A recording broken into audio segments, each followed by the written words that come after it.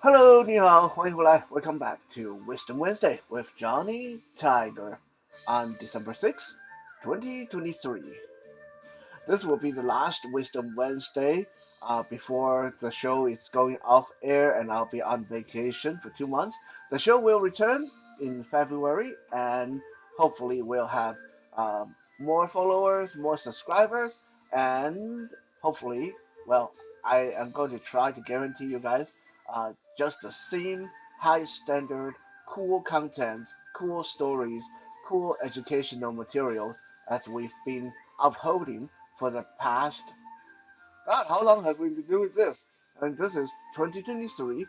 We've been doing this since COVID. So, yeah, the past 3.5 years. Wow.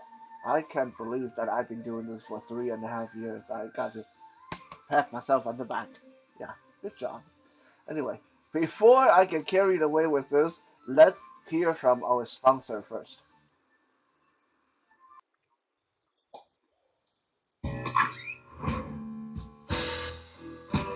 Welcome to my parlor. Welcome, traveler, to the Hidden Corner Finds. I am Joanne, and this is my humble store. Pull up a chair, stay a while, make yourself at home. What? Oh, you want to know what I'm selling? Everything and anything. In short, I have a passion for. Ugh, why did it just bleep me? All I said was, I have a passion for picking, I said. Yeesh. You can't say anything on YouTube these days without this censorship. Anyways, as I was saying, I have a passion for picking. For me, there is nothing more satisfying than finding a unique and forgotten item and uniting it with someone who will really appreciate it for years to come. Whether it's a soapstone carving, an old book, or simply a mug to make you laugh, I try and find something for everyone. My goal is to make you a confident buyer. Older items often have a lifetime of stories to tell. I strive to describe the good as well as the bumps and bruises they've experienced along the way. It's important that the pictures reflect what you will receive. To that end, I always encourage questions and will do my best to respond as quick as possible. Appreciate you stopping by the store. If you can't find what you're looking for, please don't hesitate to contact me. I'm always looking for new ideas and will keep an eye out for your item in my travels. Honey, what the happened to my action figure collection?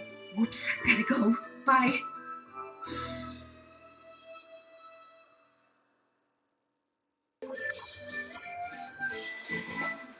Today we are going to talk about something so slightly different but still related to our usual uh, Asian-centric, Chinese-centric topic. Today we're going to talk about archery.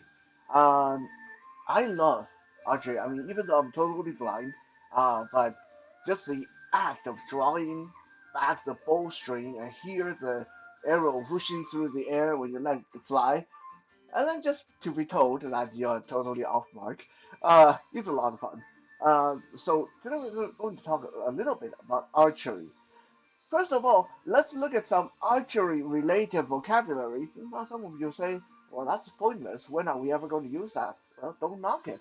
Archery is a very, very great exercise, and it's an Olympic sport. And you never know when you might actually need that skill.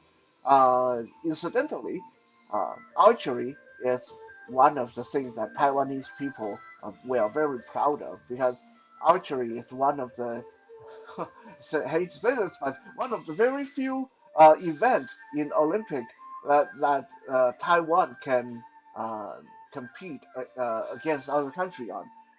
Taiwan usually just can't compete in most sport, but we have really good archers, and that's something we're really proud of. That our archery usually do really well in the Olympic. So since some of you know this already, but some of you don't.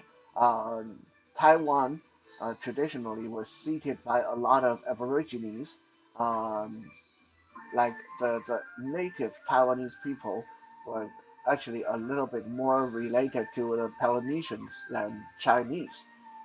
So there were it's a lot of tribal living, and needless to say, they had a lot of intertribal warfare, and bow and arrow was a big thing for them.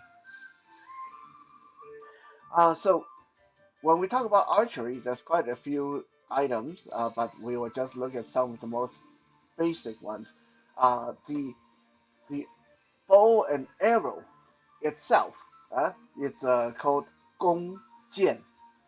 Gong jian, like Jian, gong jian. Jian means arrow, and gong means the bow that you fire the arrow from, right, the archery bow. Uh, in the old days, there's a different word for bow and crossbow and composite bow called nu, like nu, nu. That's like in old Mandarin. We're going to touch upon that in a little bit. So 弓箭 is the archery set itself, the bow and the arrow, the quiver. Um, the target is called ba, ba, ba. Uh, some people can say 箭靶, 箭靶. The 箭 means arrow, arrow target, 箭靶. The archer themselves, the people who do archery, are called 弓箭手, 弓箭手. The the word 手 is an interesting one because a lot of people might know that 手 means hand, uh, your hand, the body part. But so also can be put at the end of many structures, sentence structures, to say that this is a person who specializes in something. Like, for example, 弓箭手 is the person who specializes in using 弓箭, and 歌手 is a person who specializes in 唱歌 means singing. So 歌手 is a singer, and 鼓手 means a person who is specialized in playing the drum. 鼓 means drum. 鼓手 means drummer.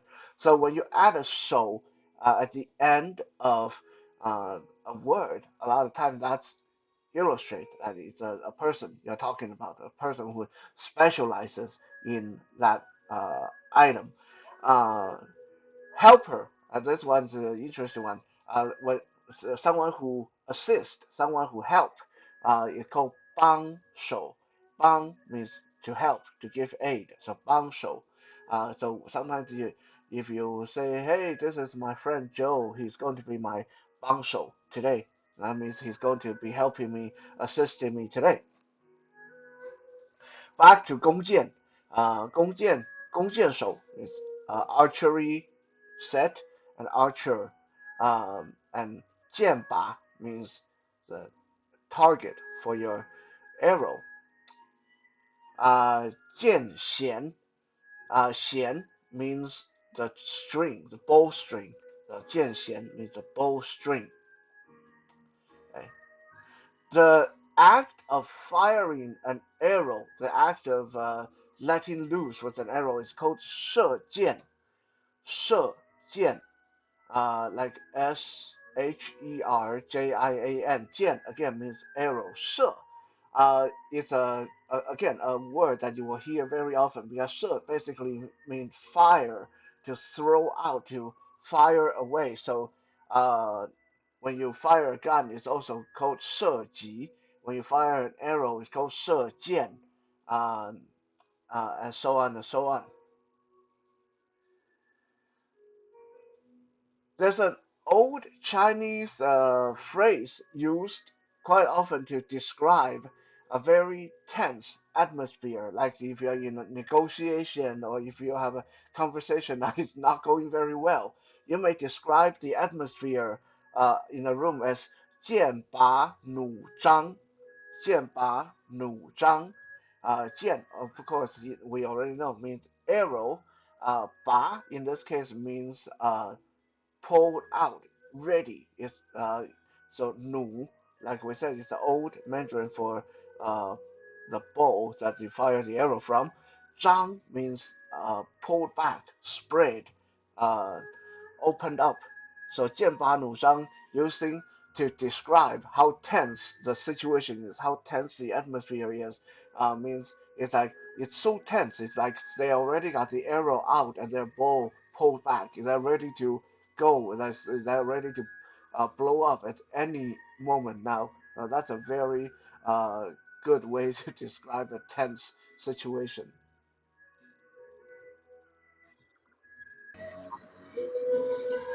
Now, let's quickly look at a little bit of a evolving history of archery, because this one is quite interesting and it's pretty short, so it won't take up a lot of time. Um, and no, I'm not going to say Chinese people invented archery, um, but did you know that archery evolved differently, depending on if it was in Europe versus it was in Asia? In Europe, archery was mostly done using longbows because on the European continent they had a lot of trees, a lot of forest. They had a lot of great wood to pick from to construct longbows. So this resulted in great, massive long bows constructed with one piece of wood. These great longbows were powerful, but they were cumbersome. They were hard to carry around, and it took a lot of practice to be able to use them well. All the way across the sea on the Asian continent, around China, Mongolia, those parts of the world, because the land was occupied by a whole lot of people, and there's not a lot of forests, there's not a lot of trees. People fought usually on horseback, galloping across open plains and open desert landscapes. So they didn't have the kind of choice wood that Europeans had. So that's why Asian people came up with a short, much smaller composite bow.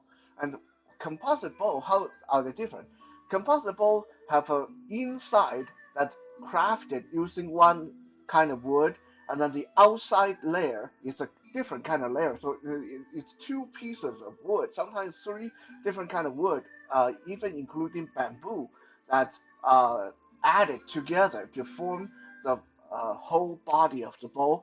And in between the layers, they would have uh, dried up cowhide or animal tendons and strips of rawhide in there to help reinforce everything.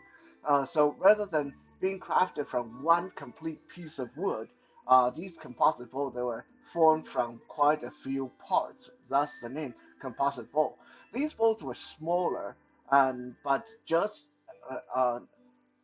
they are very powerful. They're not quite as powerful, but they are very maneuverable, and easy for people to carry on their back, to use on horseback, and to do quick firing on horseback. So they became very, very deadly for cavalry. At the same time, Chinese foot soldiers also had longbows. They were not quite as big and heavy as the European counterparts, but they had longbows for their foot soldiers as well.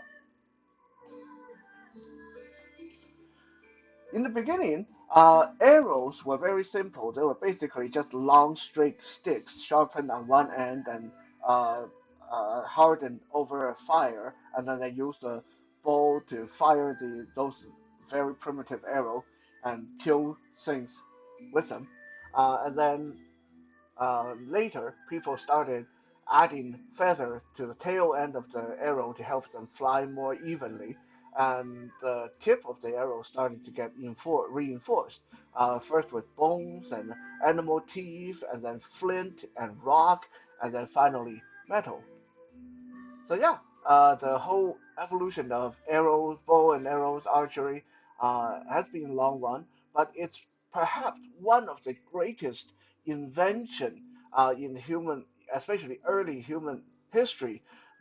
I don't know who exactly invented it first, but just imagine if we didn't invent archery, then it would be a really hard thing for us to be able to even hunt anything big like buffaloes or deer or anything like that in the early days.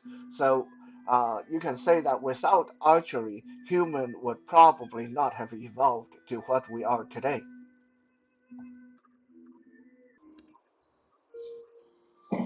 Now, let's talk about how it is done. Okay, and I mean this one, I think a lot of you are thinking we already know how it's done. We see it on TV, even if we never done it ourselves. We see it on TV, in fantasy movies, adventure movies, and all that stuff.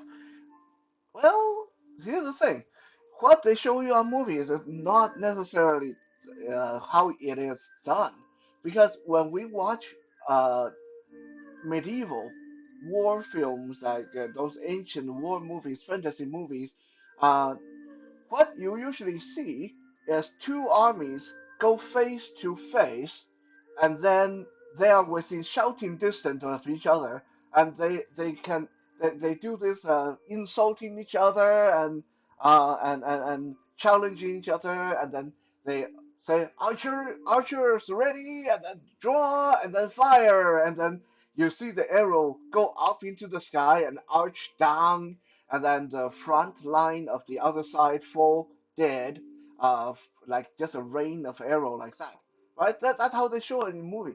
That's not how it work in real life. Okay, anyone who's ever done archery know that when you are in that shouting distance, when you're within like 1,000 yards or some like when you're close distance, close in like that, in charging distance, you don't fire upward. You don't go for that arc. You fire straight because your arrow fly pretty straight and you're going to hit your target, especially when it's a wall of people in front of you, right? If you bother to go up and then wait for the arrow to come down, you're going to overshoot your target when it's that close. When the other side is within shouting distance. The only time that archers will actually do that when you actually see the arrows go up and then come back down is when the two opposing forces are really, really far apart, like, you know, like way further than shouting distance, far enough that they don't have to worry about the other side charging in while they're doing that. Uh, and when they do that, they usually like when we see archers do it on TV and in the movie, you see them talk, make it sound all mysterious and okay, like which way the wind is blowing. We got to take into consideration the windage and the drift of the arrow and the angle it's going to come down. There's no time for that. In actual war, you just fire that up into the air and hope for the best. You don't have time to calculate the windage. You don't have time to do all that stuff. You fire as many arrows out there as you can, and hopefully when they come down, they'll impale someone.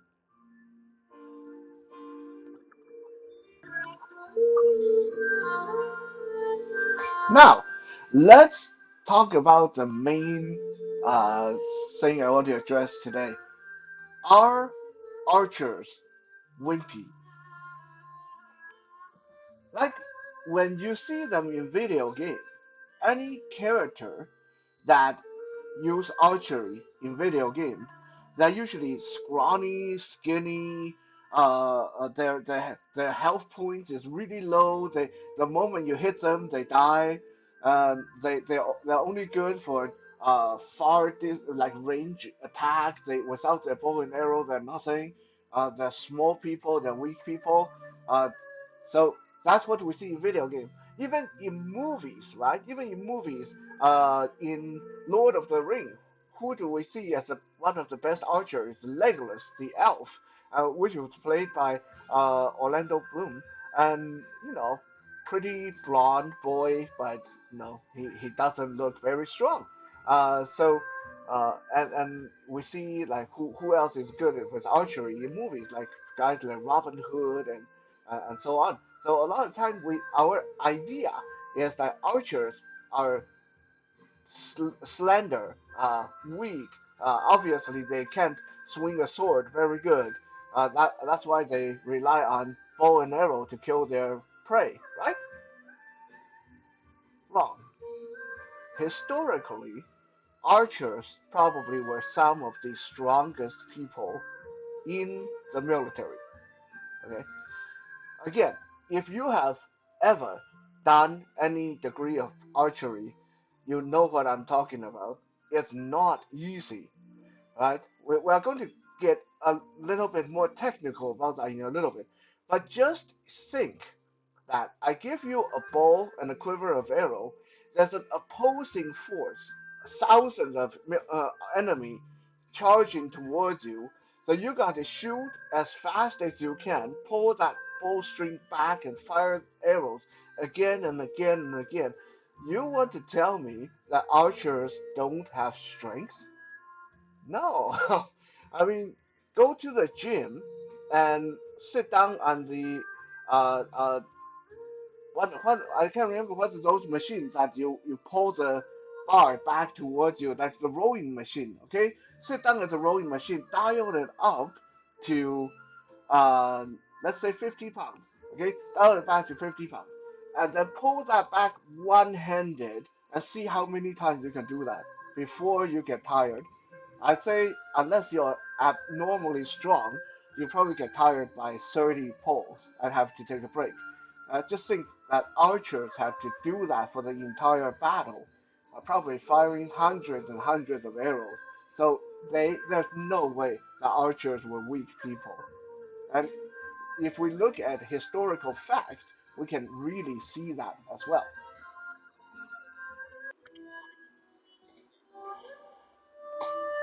If we want to name two of the best archers in Chinese history, who would we name?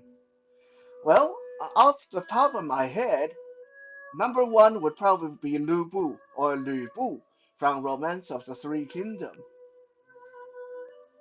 Now, Lu Bu's stats, his feats, his heroic, his ability has been greatly exaggerated by the novel because they have to make him seem like a genuine threat. But even in true history, in the real history, Lu Bu actually did exist, and he was an amazing general and lord. And it's said that Lu Bu stood somewhere above 7 feet tall. So okay, he's a huge guy. There's no doubt about that.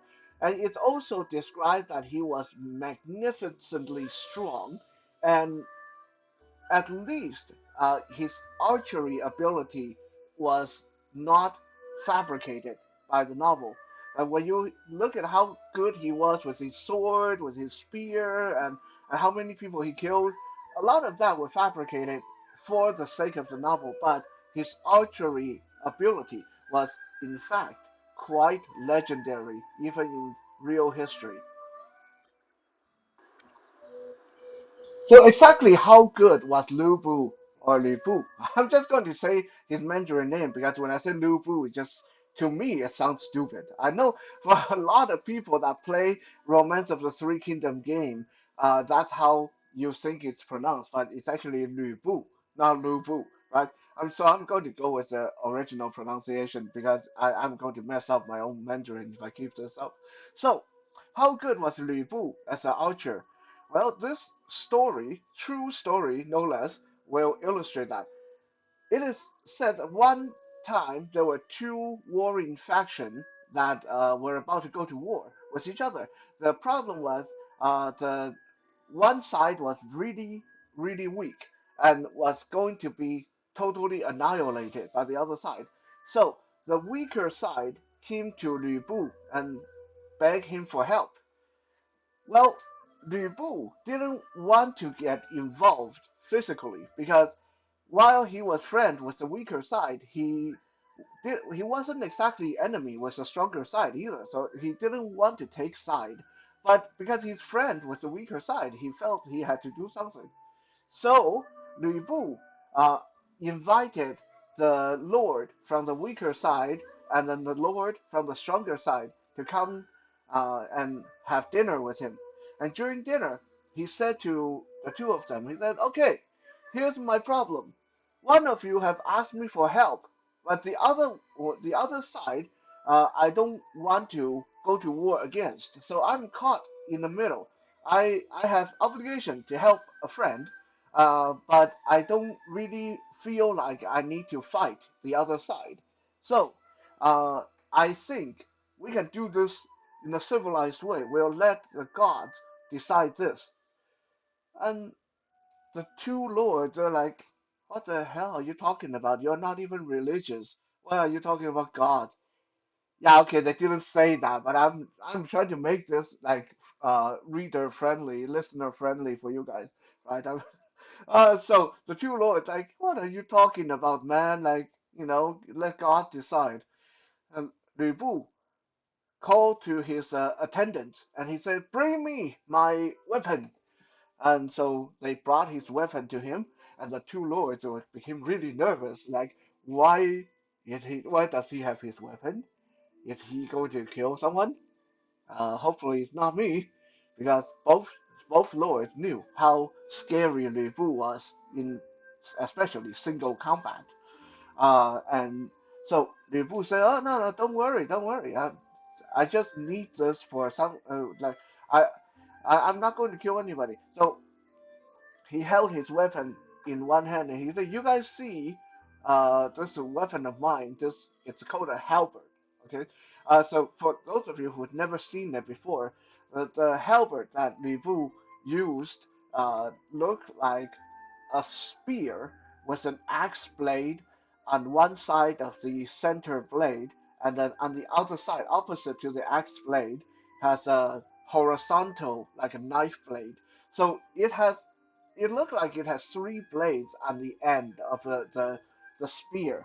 The regular spear blade, and then an axe blade on one side, and then a knife blade that's sticking out towards the side on the other side. Right? So that just picture that in your head. Okay. So the spear blade, the center blade, is about 2 feet long, and then the axe blade is pretty big, used for hacking and chopping through enemies. And then the other side have the smallest blade. It's only about a foot long. It's more like a spike than a blade. So when you swing that weapon, you can do a back swing and use that spike to drive through people's armor and helmet. So it's a weapon that can kill from many different angles. So that's the weapon Lu Bu used. Okay, so Lu Bu told his attendant, take this, leave the door open, take this outside and stick it in the ground. Take my halberd outside and stick it in the ground. After his attendant stuck the halberd in the ground, Lu Bu went up to the halberd and started walking backward. He walked back about 150 paces. So how long a distance is that? Okay, well, we already established that Lu Bu is over 7 feet tall. So each step would be at least 2 or 3 feet, right? I mean, you talk about a guy that big. If he take proper strides, and every step would be 2 or 3 feet. So he go back 150 paces. Uh, you know, he's back really, really far. Can barely see the bloody halberd. Uh, and he said to the two lords, "I'm going to fire an arrow from this distance, and I'm going to hit the small spike on that halberd. If I hit it, that means that God is with me, and you two must stop fighting immediately. You both take your own army, go home, play nice. Okay? If either side disobey me, then I'm going to join the other side and beat the crap out of him. Right? Now, if I don't hit that little spike, little foot long, skinny spike from this distance, if I miss, then you guys go ahead. Okay, you guys go ahead and fight. I'll sit it. I will sit this one out. It's God's will. It got nothing to do with me. Well, this made the stronger Lord very happy because he's like, there's no way. I can barely even see the spike from here. There's no way you're going to hit that. Maybe if you say you are going to hit your halberd, then yeah, okay, I guess you might be able to hit that, but there's no way you're going to be that precise. There's no way you're going to hit that spike. Okay, so that's good. If the boom miss, then I can go ahead and invade the weaker side, and Liu will have to be a man of his word, and he won't be able to get involved. Great. And the weaker lord was kind of scared, and he's like, I don't know about this. Like, I can barely see that spike from here. You sure you can hit it? And Liu put his hand on the guy's shoulder. Like, I said, yeah, it's okay, it's okay. I can do it. It's easy.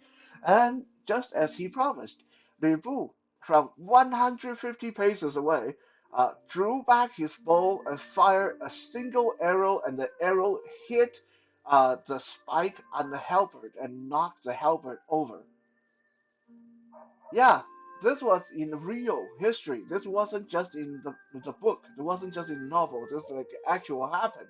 That's how good an archer Li Bu was. So to say that he was one of the greatest in Chinese history is no exaggeration. And we're talking about a 7 foot giant guy who can fire an arrow that from that far away and hit a small blade that's sticking out the side of his halberd. That's crazy, right? So that's the first archer that I'll name. The second one would be the flying general, the tiger general Li Guang from the Han Dynasty. We mentioned him before in the episode about toilet. uh, he's the guy that liked to hunt tigers. So Li Guang was also described to be taller than everyone around him, had massive arms, and it was said that his arms were so powerful that when he fired an arrow, that arrow would go right through a rock. Yeah, that's some scary dude right there. So some of you might say, well, you're just going off of legend, or even if these guys were real, these might be exception, right? These maybe they were just freaks of nature. You can't go by the best. So like, maybe all the other archers were not like them. Maybe other archers were normal people. Let's look at the standard of the Song Dynasty when people wanted to join the military. During the Song Dynasty, there were three levels, three tiers of archer in the military: the basic, the advanced, and the elite.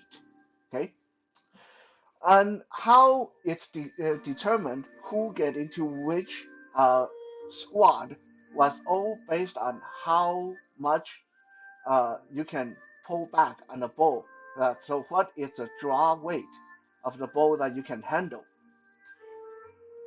For the basic squad, the draw weight is about 53 pounds, or actually no, um, it's about 53 kg. 53 kg. Okay, that's over 100 pounds. For the advanced squad, the pull strength have to be at least 67 kg. So that's like 20 pounds more than the basic. To be the elite squad, your draw weight, the the bow that you have to be able to pull back on the string, you have to pull back on, have to be over 100 kg. That's 200-pound draw weight. Okay, to put it in perspective for you guys, the Olympic standard today for Olympic archers, the draw weight is 22 kg, 50 pounds, not even up to the basic standard requirement for Song Dynasty archers. Okay, so obviously they had a lot of people that could do that.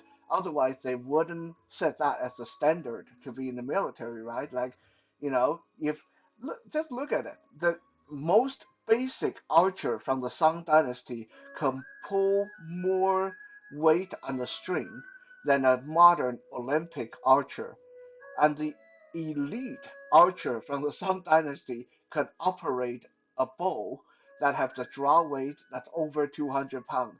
You go to the gym and try to go to the rowing machine and set it up for 200 pounds and try to pull that one-handed and see how well you do. So yeah, crazy. So I think if uh, if you go back in time in a time machine and you think that okay, it's easy to defeat an archer. All I have to do is get close to him so he can't use his arrow and he's going to be weak, like the kind of guys we see in video games and the elves we see in movies. You may be quite mistaken. You might get up close to the archer only to realize every one of them were built like Hercules and Superman and Mr. Universe. Well, hopefully this was an interesting and educational episode. I definitely had fun researching and putting this together. I'll be back again tomorrow for Toy Thursday. For now, 谢谢 and 再见。